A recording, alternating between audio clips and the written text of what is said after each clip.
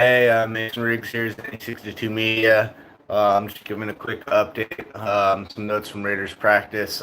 Marcus Mariota, the former Heisman Trophy winner, number 2 overall pick, behind Jameis Winston from the University of Oregon, formerly of the Tennessee Titans, is returned to practice.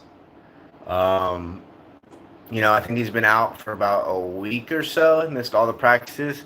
And, this is really important. John Gruden, Mike Mayock have alluded to, building him back from the ground up, recovering from injuries, whether it was the ankle. I believe he had a banged up shoulder over the last couple of years.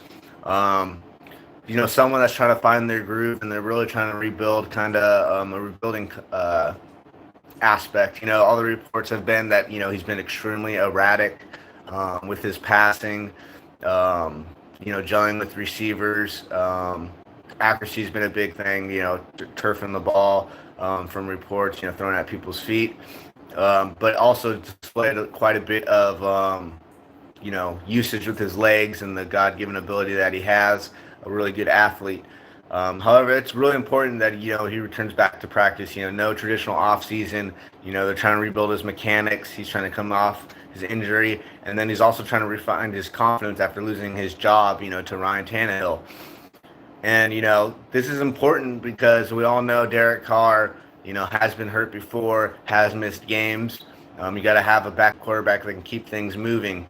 All indications over the last couple, week or so is that maybe there's a competition maybe heating up between, Peterman and Mariota. John Gruden is really fond of Nate Peterman. He's confident that he can run the system, run the offense. He knows his X's and O's, considering he's been in the system for multiple years now.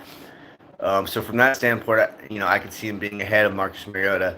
Now, if you compare the two from draft stock and analysis of, God-given abilities, probably Marcus Mariota is better. Not saying Nathan Peterman's a horrible athlete, because he's not. He's actually a pretty good athlete for his size. You've seen him running. Last year he had that big run, I think, against the St. Louis Rams in the preseason.